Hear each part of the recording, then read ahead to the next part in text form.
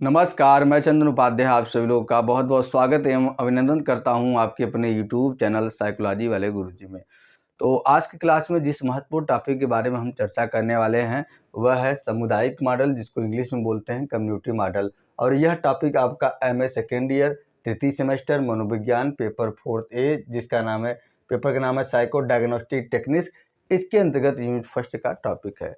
हम बात कर रहे हैं मानसिक हस्तक्षेप की विधियाँ, ठीक है। मानसिक स्वास्थ्य को किस तरह से उन्नत बनाया जा सके, इसकी विधियों के बारे में हम बात कर रहे हैं।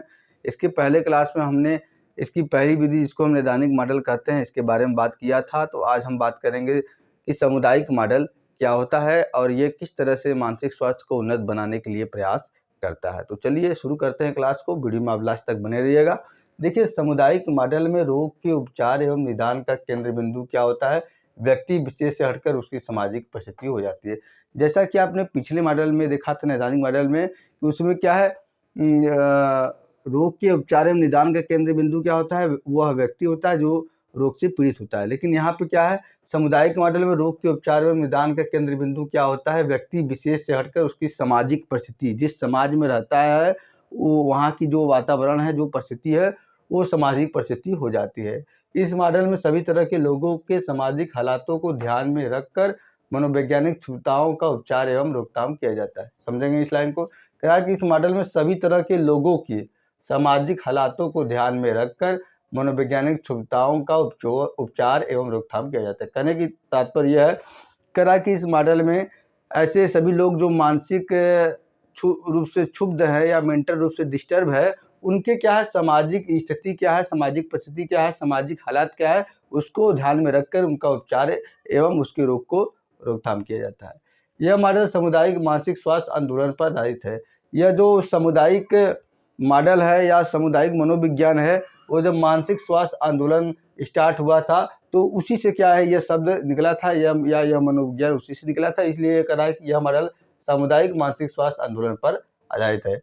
इस मॉडल के अंतर्गत भी निम्नलिखित दो तरह के मॉडल को रखा गया है। जिस तरह से नैदानिक मॉडल के अंतर्गत दो तरह के मॉडल को रखा गया है, ठीक उसी प्रकार से सामुदायिक मॉडल के अंतर्गत भी दो तरह के मॉडल को रखा गया है। कौन कौन? पहला नैदानिक ध्रुव मॉडल, दूसरा जन स्वास्थ्य ध्रुव मॉडल। पहले हम बात करते हैं कि नैदानिक ध्रुव मॉडल, जिसको इंग्लिश में बोलते हैं क्लिनिकल पोल मॉडल, यह क्या होता है? देखिए, इस मॉडल में मानसिक रोगों की उत्पत्ति में सामाजिक कारकों को महत्वपूर्ण माना गया है। यानी कि जो नैदानिक ध्रुव मॉडल है वो यह मानता है कि मानसिक रोग जो भी व्यक्ति में उत्पन्न होते हैं, उसके पीछे कहीं ना कहीं सामाजिक कारकों का हाथ होता है। इसलिए सामाजिक कारक को महत्वपूर्ण माना गया है।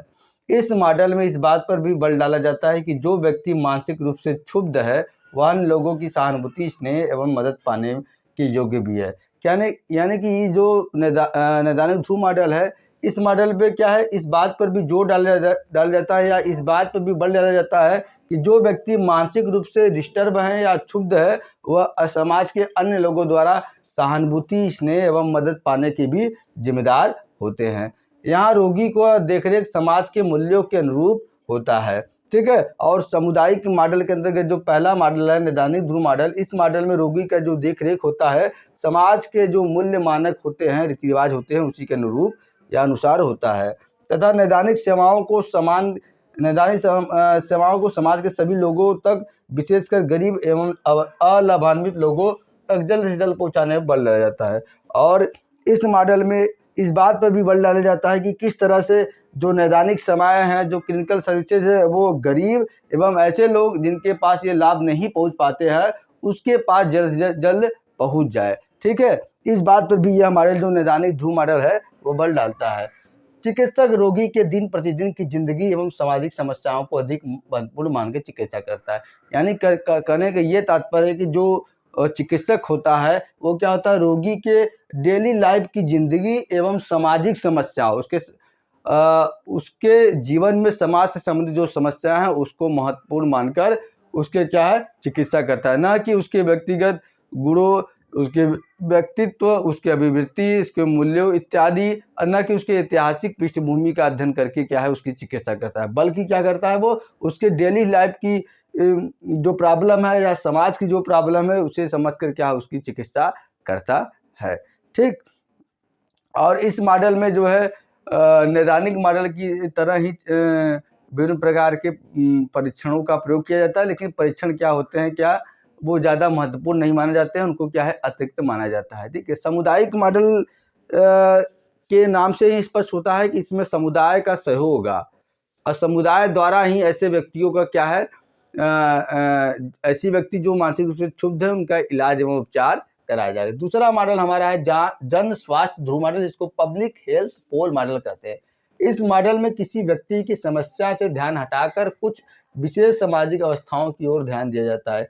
यानी ये कहने का तात्पर्य ये मॉडल कर रहा है कि इस मॉडल में जो व्यक्ति की समस्या है उससे उसका ध्यान हटाकर कुछ जो विशेष सामाजिक अवस्था होती है उसकी ओर उसका ध्यान केंद्रित किया जाता है, जिससे संपूर्ण समुदाय प्रभावित। कहने के तात्पर्य है कि इस मॉडल के अनुसार जो व्यक्ति की समस्या होती है उससे मनोचिकित्सक अपना ध्यान हटाकर जो विशेष सामाजिक अवस्थाएं होती हैं जिनसे क्या है संपूर्ण समुदाय या समाज प्रभावित होता है, उन पर अपना ध्यान फोकस करता है। इस मॉडल में रोग का कारण व्यक्ति की आवश्यकताओं की पूर्ति न होना, मानसिक संघर्ष आदि होता है। यानी मानसिक संघर्ष आदि होता है, आदि नहीं होता है, बल्कि पूरे समाज या समुदाय में ही कुछ इस तरह के कारक पाए जाते हैं जिनसे व्यक्तियों में तनाव एवं चिंता बढ़ती है। अब समझिए इस लाइन का क्या मतलब है।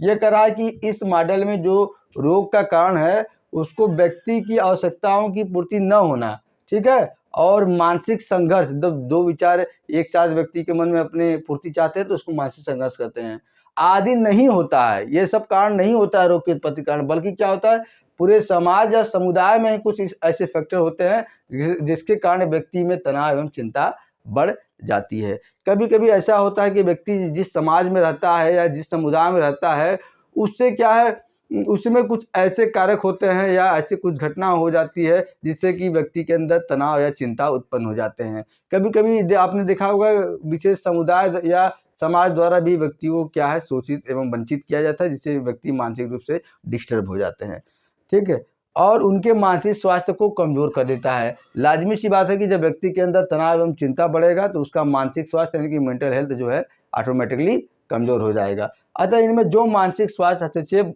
होता है, ठीक है, यानी मानसिक स्वास्थ्य को बेहतर करने के लिए जो तरीके अपनाए जाते हैं वह सामाजिक तंत्र केंद्रित हस्तक्षेप होता है। यानी कि समाज के द्वारा बनाए गए संस्थान में ही ऐसे व्यक्तियों का या ऐसे मानसिक रूप से क्षुब्ध व्यक्तियों का उपचार एवं निदान होता है।